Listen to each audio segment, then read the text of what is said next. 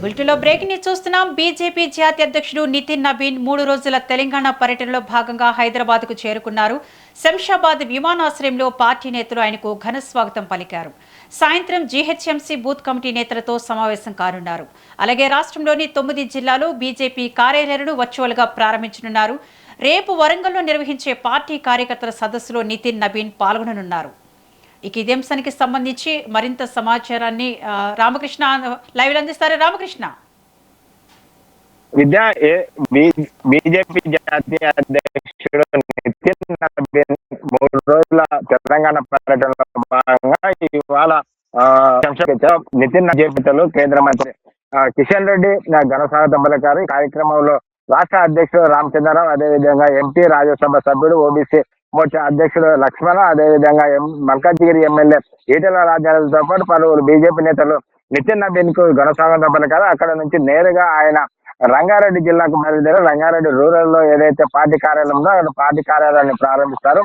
అక్కడ నుంచి ఆ పార్టీ కార్యాలయం నుంచి వర్చువల్ గా దాదాపుగా రాష్ట్రంలోని 9 పార్టీ కార్యాలయం ప్రారంభించి అక్కడనే కార్యకర్తలను ఇచ్చి పార్టీ నేతల గురించి ఆయన ఉపన్యాసంలో చేయనున్నారు. పార్టీకి ఒక దిశానిర్దేశం పార్టీ కార్యక్రమాలు ప్రారంభోత్సవంలో ఆయన అక్కడ నుంచే నేరుగా నాంపల్లి ఎగ్జిబిషన్ గ్రౌండ్ కి చేరుకున్నాడు. ఇక్కడ ఎగ్జిబిషన్ గ్రౌండ్ లో ఏర్పాటు చేసిన బూత్ స్థాయి లెవెల్ అధ్యక్షుల కార్యక్రమంలో పాల్గొన్నాడు. ఈ కార్యక్రమానికి సంబంధించి రాష్ట్రంలో ఏదైతే ఈ సభకు వారు విజయ సంకల్ప సభ అని పేరు పెట్టారు. ఈ విజయ సంకల్ప సభ పేరు పెట్టడానికి కూడా ప్రధాన కారణము తెలంగాణలో రాబోయేది బీజేపీ, అందుకు లక్ష్యంగానే ఇక్కడ నుంచే విజయ పతాకాలను ఎగరవేయాలి, నాంది ఇక్కడనే పలకాలనే ఉద్దేశంతో నాంపల్లి ఎగ్జిబిషన్ గ్రౌండ్ లో ఏర్పాటు చేసిన ఏదైతే సభ ఉందో బూత్ స్థాయి కార్యకర్తలకు సంబంధించిన సభను విజయ సంకల్ప సభగా నామకరణం చేయడమే అందులో ఉద్దేశం భాగంగానే కనపడుతుంది. కాబట్టి దీనికి సంబంధించి ఇప్పటికే ఏర్పాట్లు అయితే పూర్తి చేశారు. ఏర్పాట్లు అన్ని ఇక్కడ ఎంతమంది కూర్చోవాలి, ఎంతమంది దాదాపుగా 15,000 మంది కార్యక్రమానికి బూత్ స్థాయి లెవెల్,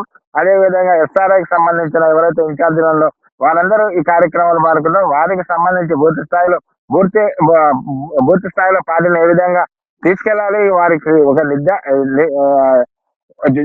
దిశా నిర్దేశం ఆయన జాతీయ అధ్యక్షులు చేయనున్నారు. దానికి సంబంధించి ఇప్పటికే ఆయనకు ఒక గైడ్ లైన్ కూడా అందినట్టు తెలుస్తుంది. కాబట్టి పార్టీ ఏ విధంగా పార్టీకి సంబంధించిన విషయాలు, కార్యకర్తలు ఏ విధంగా ముందుకు పోవాలనే విషయాలను ఒక స్పష్టమైన నిర్దిష్ట ప్రణాళికతో ఆ కార్యక్రమం నిర్వహిస్తే ఆ కార్యక్రమం అనంతరం సాయంత్రం 7 గంటలకు ఎమ్మెల్యే, ఎమ్మెల్సీ, అదేవిధంగా ఎంపీలతో ఆయన పార్టీ రాష్ట్ర కార్యాలయంలో సమావేశం కానున్నారు. దాదాపుగా వారితోనే రాష్ట్రంలో పార్టీలు ఏదైతే సంస్థాగతంగా ఏదైతే బలోపేతం కావాలంటే లోపాలు ఎక్కడ ఉన్నా అది తెలుసుకునేందుకు పార్టీ ఎంపీలు, ఎమ్మెల్యేలు, అదేవిధంగా ఎమ్మెల్సీలతో ఆయన సమావేశం ఏర్పడ్డాయి. అనంతరం వారికి ఒక ఏదైతే పార్టీ నేతల మధ్య అంతర్గత విభేదాలు, ఆధిపత్య పోరు, అదేవిధంగా పార్టీ నేతలు గత కొంతకాలంగా ఒకరిపై ఒకరు ఆరోపణలు, పార్టీపై వస్తున్న ఆరోపణలు, అవినీతి ఆరోపణలు కానీ ఒక అలిగేషన్స్ కానీ ఏవైతే ఉన్నాయో వాటికి సంబంధించిన వివరాలు అడిగి తెలుసుకోవడంతో పాటు వాటికి సంబంధించి ఏ విధంగా ముందుకెళ్ళాలి, వాటిని ఏ విధంగా రాకుండా ముందుకు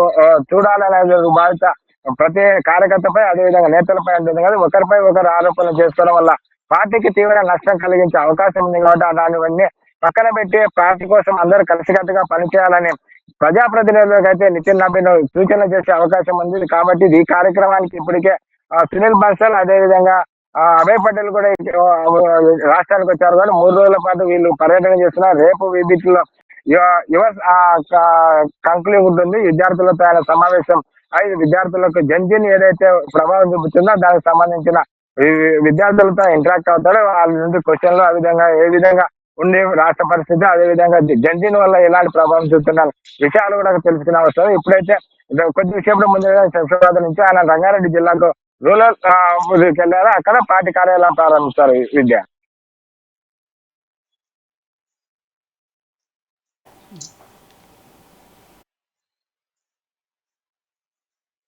రామకృష్ణ, రేపు వరంగల్లో నిర్వహించే పార్టీ కార్యకర్తల సదస్సులో ఎవరెవరు పాల్గొనబోతున్నారు?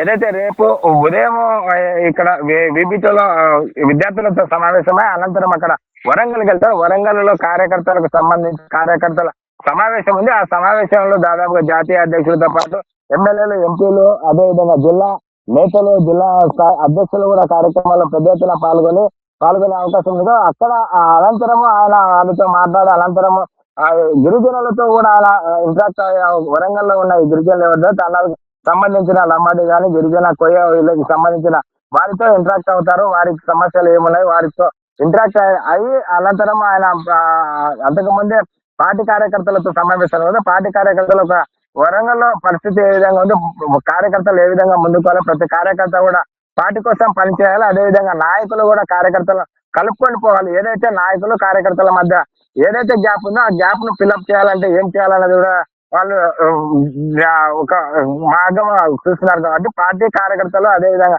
పార్టీ నేతల మధ్య ఉన్న ఏదైతే విభేదాలు ఉన్నావో గ్యాప్ ఉందో అది ఫిల్అప్ చేసుకొని కార్యకర్తలకు ముందుకు పోవాలి, నేతలు కూడా అందరిని కలుపుకొని పోవాలనేది కూడా సూచనలు చేసే అవకాశం ఉంది. అనంతరం ఆయన గిరిజనులతో అదేవిధంగా లంబాడలతో సమావేశం అవుతారు. విద్య. Thank you Ramakrishna.